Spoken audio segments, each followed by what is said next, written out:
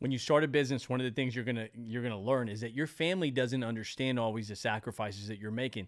They shouldn't understand them. Eventually, they will come to understand if you achieve success, if you keep your word, if you grow, if you get results. So I want to share a story with you guys that can maybe encourage you on family not understanding.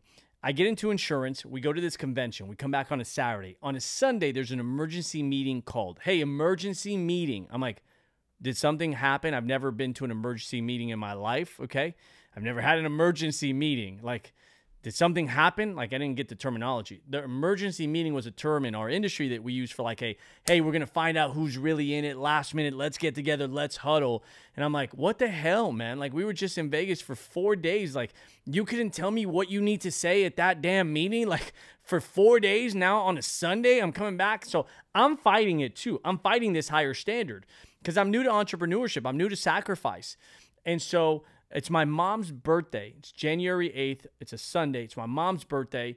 We have family plans. I'm a young guy, and I call my mentor, and I said, hey, man, I really want to be there. I'm really committed. I got a lot from the convention, but I'm not going to be able to make it because it's my mom's birthday. And you know what I'm expecting? I'm expecting he's going to say, oh, dude, all good, no problem, enjoy your family. That wasn't the conversation. He says, hey, George, let me tell you something that I want you to learn about me. I think there's a good opportunity. If you ever give me family, your faith, or your health as a reason why you can't do something, which we made a whole video on this.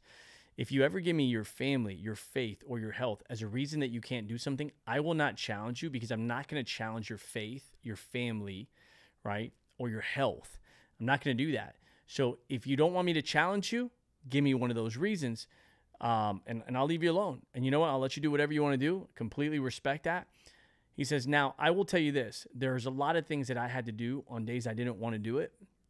And I did that so that my dad can do whatever he wanted to do.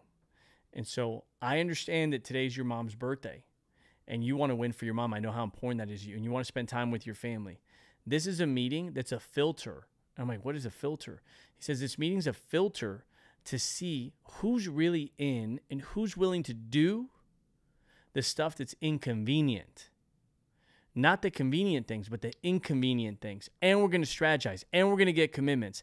And for me, it's a test to find out who I'm going to invest time into. Because if you're not willing to do the inconvenient things to hit the goal, because along the way, there's going to be a lot of birthdays. There's going to be health issues. There's going to be family issues. All those things are going to come to play. I have health issues, family issues, all these things that I have to do, faith, right? But I never use them as a reason not to set an example for my organization and to win. And this is the first time I've ever had a human being tell me this. Now, here's what he said. I can't tell you what to do.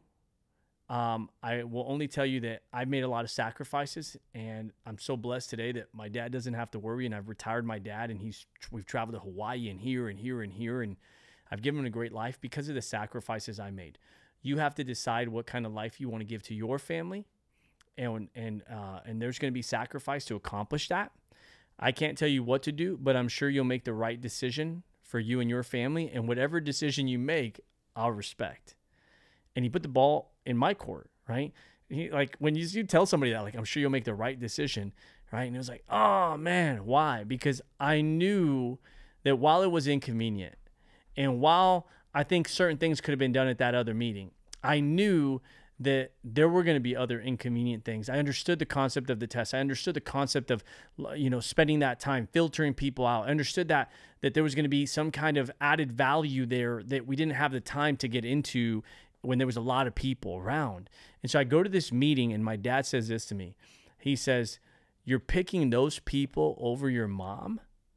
And I'm like, Dad, no, man, I'm trying to do this for you guys.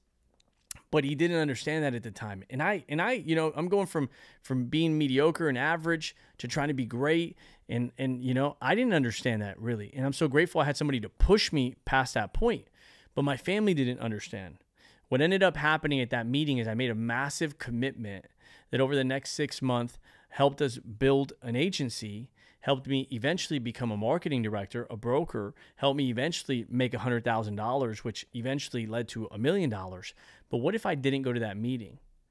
See, my family didn't understand at that time. My family didn't understand when I missed a certain vacation that they were going. My family didn't understand why on a Saturday, hey, we're going to go to the beach, I had to go to the office. My family didn't understand a lot of the times that I was gone, that I was absent. Why? So that down the road now, my parents don't have to work. Down the road now, I was able to buy my parents a home, help them buy a home, and eventually take over the mortgage. Down the road now, I'm able to pay all the bills. Down the road now, we're able to travel the world. Down the road now, my wife doesn't have to work. Down the road now, we live in the $2.6 million house. Down the road now, we have the savings and the investments. Down the road, eventually becomes today. And so I want to encourage you guys, your family's not going to understand a lot of the sacrifices that you're making when you're starting off in entrepreneurship. Now, on the flip side, if you're going to make that sacrifice and you're not going to be with your family, make it count. Be effective. Don't go screw around in the office. Don't go waste time. Don't go say, hey, I'm working, and you're really not. There's a big difference between being at a gym for 2 hours and working out. And there are people just mosey their ass around versus actually get in there, get the workout in, get home, get it done, right? Be urgent. And typically that's younger people that don't have kids or aren't married or don't have other responsibilities because they have more time, so they go slower. That's one of the challenges with people that are younger. They're typically not urgent because they have more time, so their strength becomes their weakness. And then as you get older, the challenge there is you're like, well, man, I have more responsibilities, so I don't have time. No, now your responsibilities become your excuses. So you need to be able to have an honest assessment for yourself and challenge yourself, but understand that family, friends, people aren't going to understand you when you're making a decision to do something big in your life for probably a year, 2 year, 3 year, 5 year, 10 years. But eventually everybody will understand why you made the sacrifices that you did, because you didn't just make them for yourself. You also made them for their benefit. But that may take you a decade. And the question is, do you have that mental toughness, that certainty, that clarity?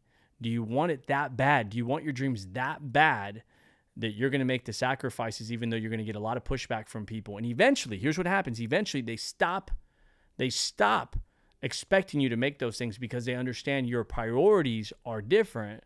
But then all of a sudden, when you're able to come back into the picture and make those things, you're now the one able to cut the check and improve them and even be more present and make that more significant. And don't confuse quantity of time with quality of time. When you're on a journey, your quantity of time is not going to be balanced. You know, on the front end, you're going to be overworked and underpaid, but on the back end, you're going to be overpaid and underworked, and you're going to have those things that you want. And then it becomes, what's next for me? And now this time you get to do it at a different pacing, at a different speed, and maybe not miss out on those things, or maybe involve your family or plan them better. And, you know, there's a lot, like we'll do our date night or our weekend maybe on a day that somebody else works, right? And maybe, you know, when somebody else is taking off, maybe I'm working. But now every day is my mom's birthday. And that's the cool part of the business, is that this business and the sacrifices I made eventually made every day her birthday. So I missed a couple birthdays, but now every day is her birthday. If you're willing to take the challenge on and be successful, you'll be able to do the same. We'll see you on the next video. Take care, everybody.